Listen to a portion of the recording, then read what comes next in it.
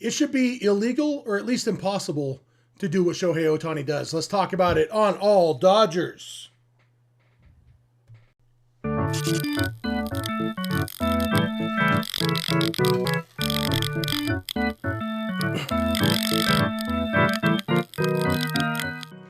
Hey, this is the All Dodgers podcast. I am Jeff Snyder.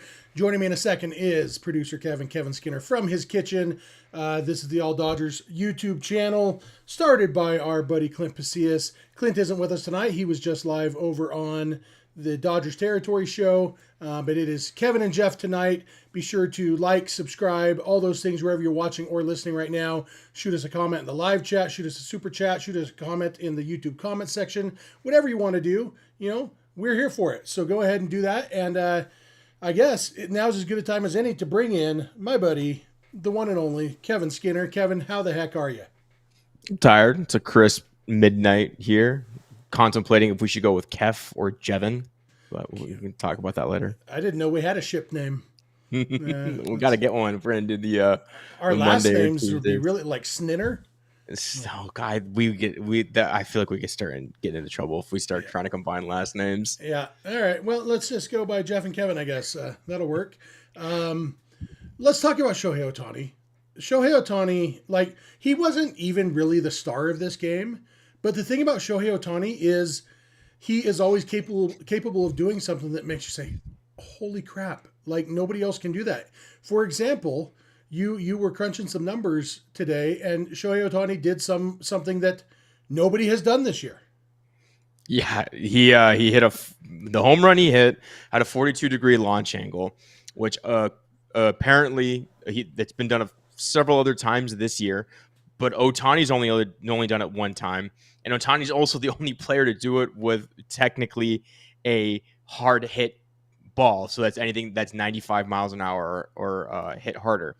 And everyone else as we looked at was like these little wall scrapers. Well, and he wasn't the only hard hit ball. He was the only one over 110 miles an hour. 100. Thank you. Okay. Yeah, there were a couple that were really weak, and then most of them fall into. So you hit it 102 and you get it just right, and you hit it just down the line. Shohei's wasn't down the line. 42 degrees to right center. That was because when it came off the bat, I was like, oh, that popped out. And then I kept hearing the cheering on the broadcast. I was like, there's no way that's actually gone. And it was halfway up the pavilion. I don't even think Shohei thought it was gone either, because you looked at him, he's kind of clenching his teeth going, did he get it? Because I thought he got under it. Nope.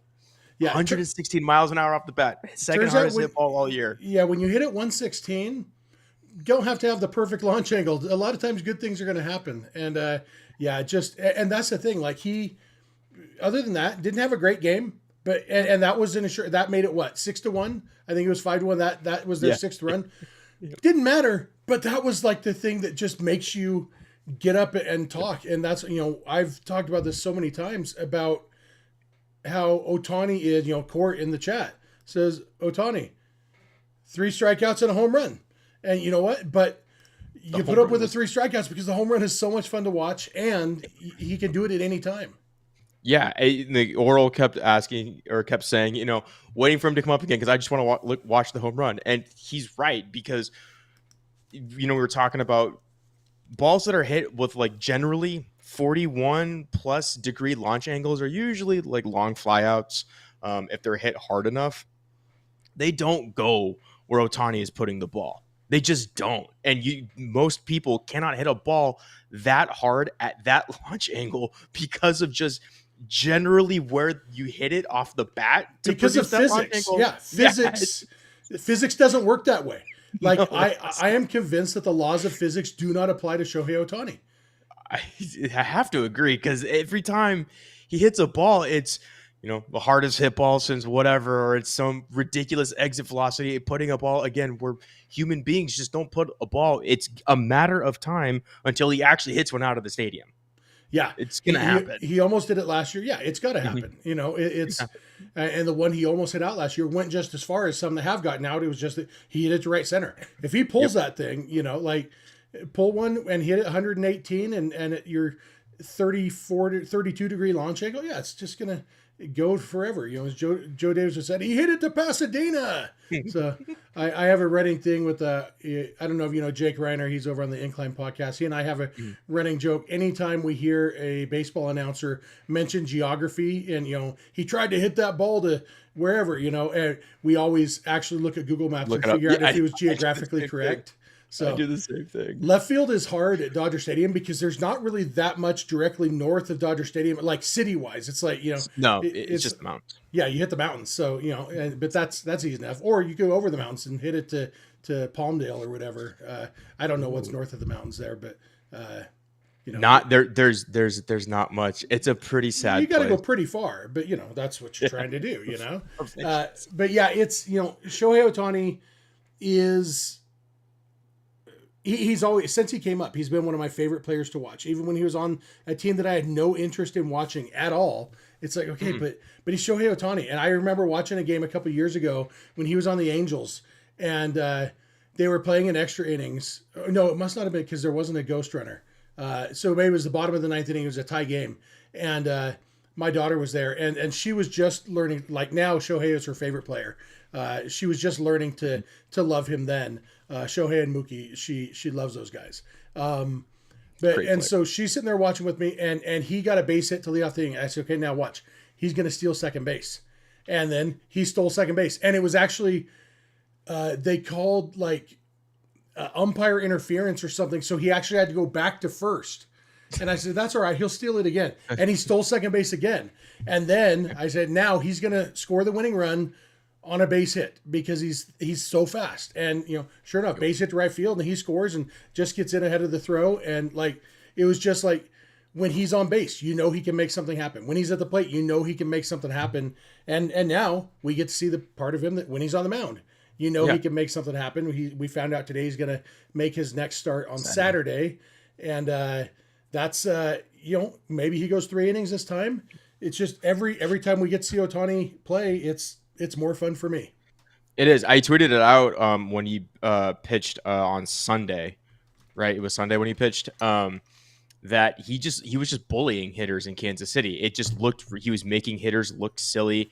I know he gave up a walk and a hit, but the guys that he was getting out, he was just producing just ridiculous swings. The splitter looks so good, and I tweeted out, I was like, he is the definition of must-watch TV. It's whenever he's at the plate or he's on the mound, obviously, it's just, okay, flip it over to SNLA. Let's see what he's doing, because he's just going to do something. Like, even if home runs get hit all the time, he's going to hit a home run at some ridiculous angle that you just you kind of just shrug and go, yeah, okay. It's because he's Ohtani, or he's, unfortunately he hasn't produced a hit after he's come off the mound, but eventually he's going to start a game.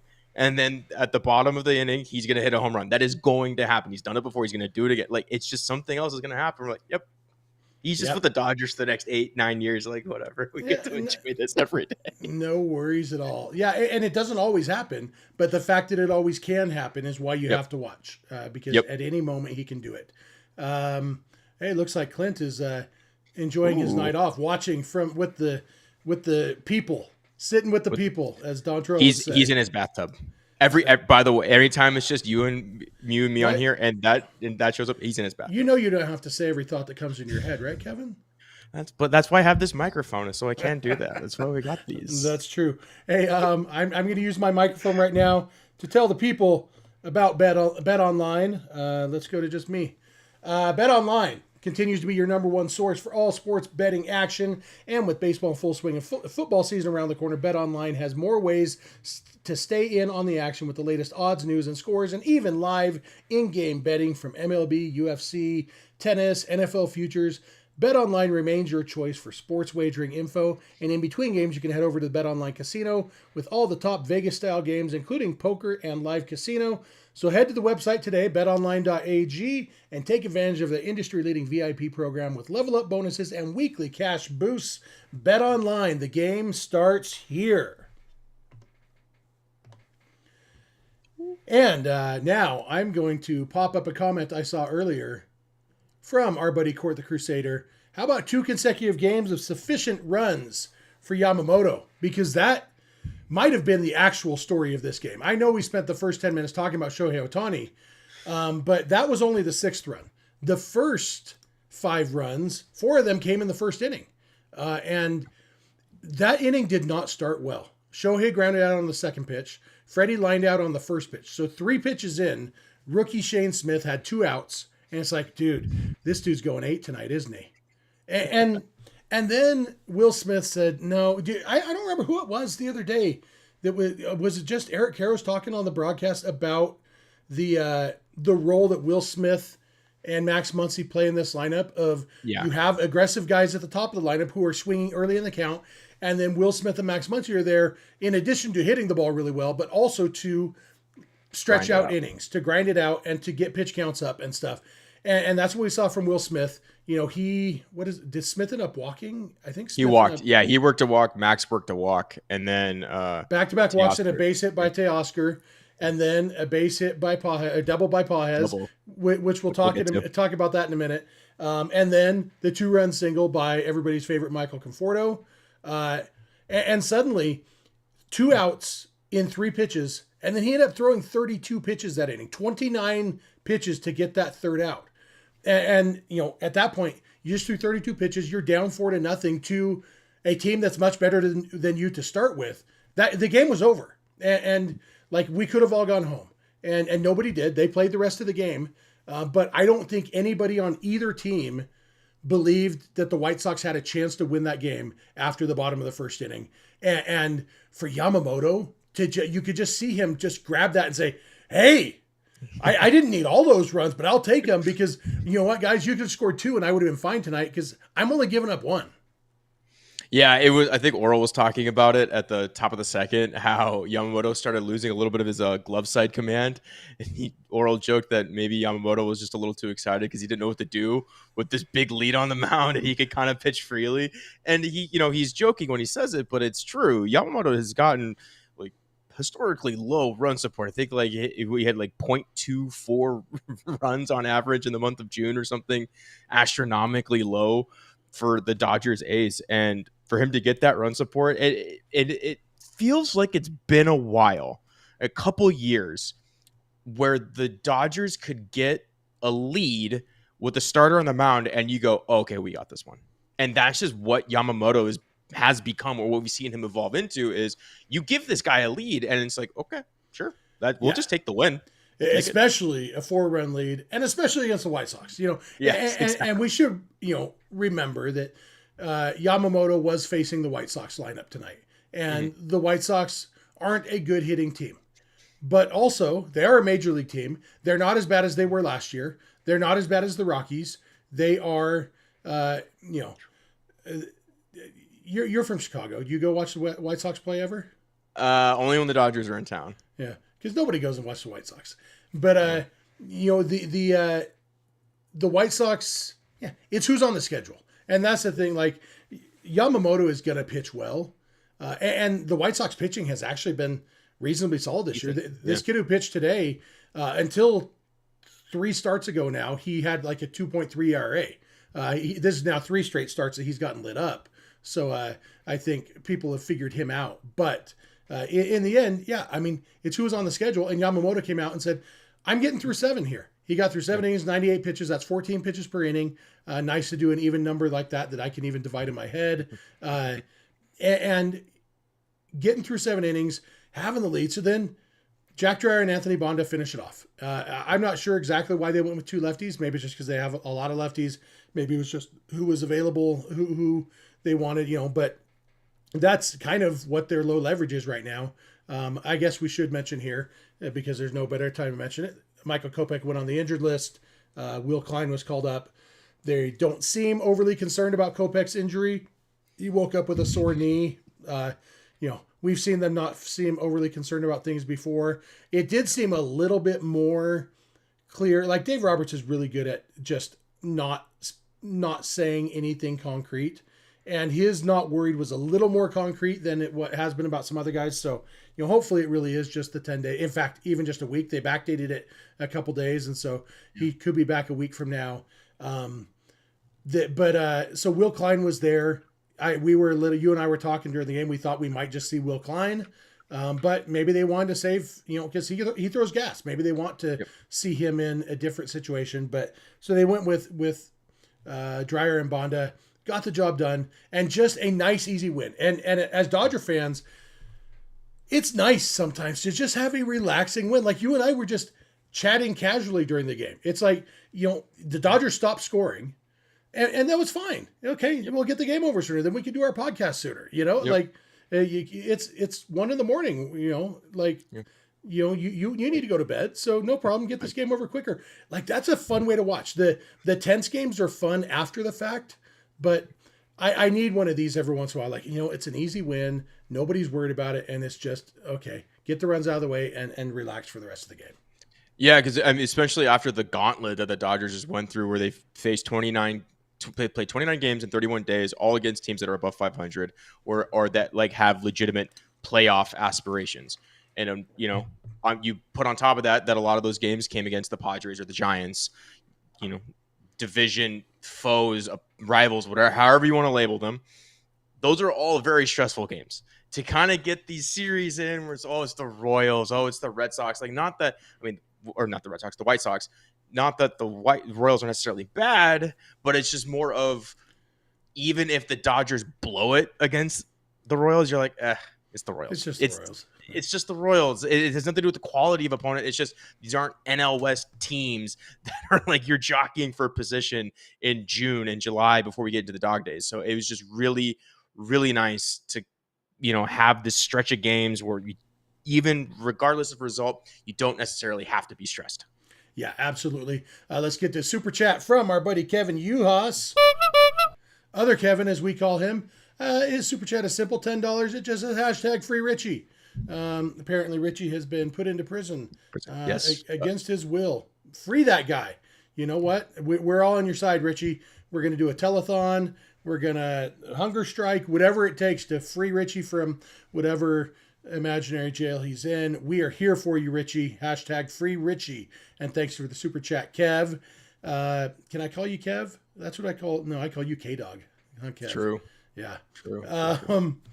So, all right, let's get to the other topic. We'll leave up this run support for Yamamoto banner.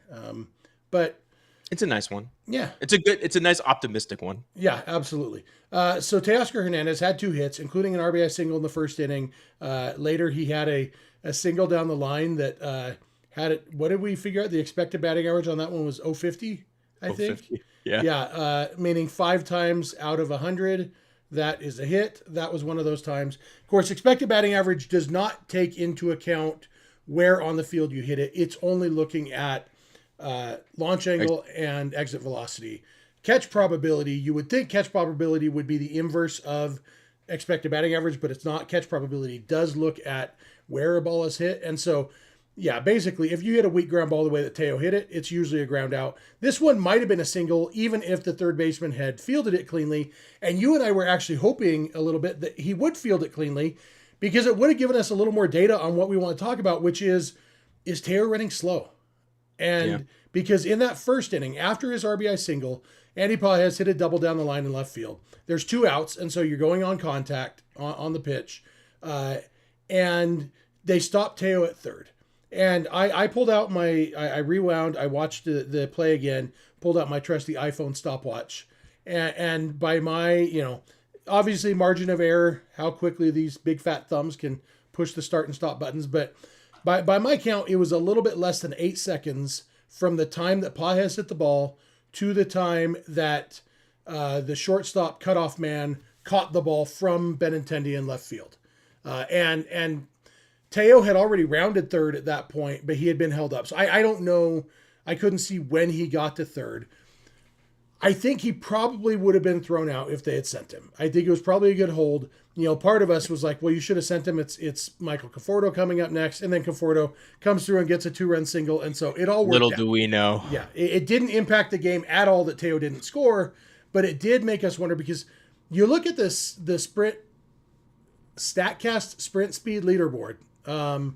That's a lot of words that there's no way in the world you can not say SprintCast stat board leader speed. We start calling it this. Sprint stat board stat. Oh, I can't even replicate it. Lots of words. You look at that, and Teo is like the fourth fastest Dodger, according to that. He 72nd percentile. Yeah, he is It's well like above fast. average in speed. He's fast. And we've seen that at times, but we were talking about this yesterday with his defense. He definitely doesn't look fast in the outfield. But even before it was a groin injury that he was on the IL with in May, right? I think it was a groin. We thought it was a hamstring, but then I think it You're ended right. up being a groin. Okay, let's. You Google while I talk, okay? And that way you don't have to listen to me. But They did label it a groin. okay, so It was a hamstring. They labeled it groin. Typical Dodger stuff. the even before that injury, he has never looked great in the outfield. He always looks a little bit like he's wearing roller skates and is afraid of the alligator pit or something. But on the bases, he's fast, and it seems like to the eye test, he hasn't been as fast since the injury, which would suggest that he is, still injured. And you start to wonder, okay, if it's affecting his running that way, is it affecting the defense? Is it affecting his hitting? I don't know a lot about anything, but I do know legs are important in hitting a baseball. A lot more important than you would think if you didn't know anything about baseball, because you use your arms. But your legs are very important in hitting a baseball, especially in hitting a ball hard. And so I wonder, when you factor in the fact that the defense has been really bad and the offense has been pretty bad. Like even today, he had 2 hits. Not like he hit either of them hard. You're all on the ground. They were both within a couple feet of being ground outs. So he very easily could have had an 0 for today. Like, if he's still hurting to the point where it's affecting his play, do we think they're going to consider another IL stint? Do we think they're just crossing their fingers that he doesn't make the All-Star team so he can at least take those 4 days off and, maybe give him... Dodgers don't have the Sunday before the All-Star game off this year like they did the last couple of years, do they? I don't believe so, no. But yeah, I mean, they could give him a day off, on either side of the All-Star break and say, take a full week. That I know I would. He's already said he's not going to participate in the home run derby. I'd be fine with him, even if he makes the All-Star team, declining the invitation and just resting up. But because it seems like it's affecting him, right? Yeah, a little bit. You mentioned the 8 seconds it took for him to go from first to third, or for when Benintendi threw the ball and the shortstop caught it. I think no matter what, he's probably thrown out. However, I think if he was fully healthy, they would have sent him and forced the White Sox to make an accurate throw. We know the Dodgers have historically done that in the past against teams that struggle on defense. They're going to force them to make the right play. I think if Teoscar is healthy, they send him anyway. And then we did get the look. They did do a replay of the hit, the little chopper he had down the third baseline. And when he was running, it looks like he's just like pounding into the ground right now. Like he looks like Giancarlo Stanton a little bit. It's like those legs are like more like, logs as opposed to like, legs, I guess. And again, it looks slow. To your point, it says left groin strain, which would be his front leg. When he's swinging, if you're trying to generate power, yeah, that's going to impact it, because as you're trying to work, starting with your legs up to generate power, he's going to be impacted by that. And so you kind of put, these small breadcrumbs together. Again, none of us are named Teoscar Hernandez, or at least I'm not. I'm not sure. either. I don't have a beard. Okay, well, you have the beard, so you never know. But we don't necessarily know how he's feeling, and the Dodgers are sure as heck aren't going to tell us, because they just don't do that. But it just looks like he's still injured, because I truly think if he was healthy, probably gets thrown out anyway, but they send him. They at least give him the chance to get to home plate, make a nice slide, or maybe the shortstop throws it up the line. Because also as well, if they make that, if they make an errant throw, Paz probably goes from second to third too. So that's stuff that the Dodgers, this is how they win games, is they force teams to make mistakes and they capitalize on them. Putting Paz at third, so Conforto, you don't have to that bloop single to center field. is guaranteed to be a run as opposed to potentially being a close play at the plate. So it's just a long-winded way of saying it just really looks like Teoscar is still battling a little bit of something, and it would explain a lot of what we've seen. Because his defense has never been great, but it's also never looked this bad. Yeah, so I am in favor of him missing the All-Star. In fact, tomorrow morning when I vote, I'm not going to vote for Teoscar. I did see somebody do that today. I'm only voting for Pages in the outfield. I'm leaving the other two spots blank because I want Teo to get some rest. Speaking of legs and logs, this comment from Borat Ohtani. Shohei has very nice thick legs like Turkestan juniper tree, very strong. It's what does a juniper tree look like? Well, yeah, I mean, the funny thing is Shohei's legs are at best third because you got Hye-Sung Kim and Dalton Rushing, and those guys both look like they showed up when God was handing out quads. They put on a fake mustache and snuck in line for a second time through because that's some legs. Yeah, Brewster's not even back either. Yeah, he's huge too. And Alex Vesia, that dude's got some quads. He needs, I don't know. The tight pants kind of don't show him off for Vesia specifically. Vesia's, you can tell they're very strong. They're not the muscles aren't bulging like with Kim and Rushing.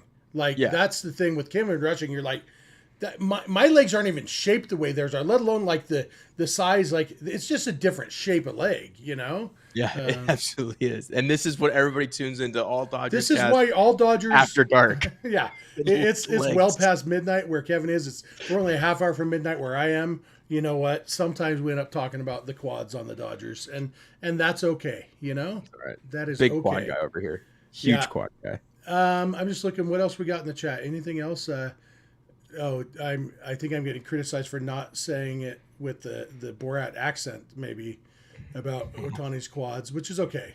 That's all right. I think yeah. His name is Borat Ohtani. Yeah, and I do see some people saying that Freddie should get a little rest. It's worth mentioning Mookie had the day off in this game, which was just, Dave Roberts said it's kind of a mental day. Scheduled. Obviously, the offense didn't miss Mookie. I wouldn't be surprised if they use this 3-game series to say, hey, you three guys, Mookie, Freddie, and Teo, you're each getting a day off this week, this series. Because, the offense can score off the White Sox. I don't even know who's pitching for the White Sox the next 2 days. Have you looked at that at all? This is some high-quality podcasting, folks. This is what you're here for. When we're done the quad talk, we will Google. So tomorrow's Aaron Savali, or no, tomorrow's Sean Burke, and then Aaron Savali is the day after. So it's a right-handed and a right-hander. So I could definitely see Teo getting a day here, for either one of those games. I'm really in favor of Freddie getting a day off. That last at bat, Freddie is not a guy that gives at bats away.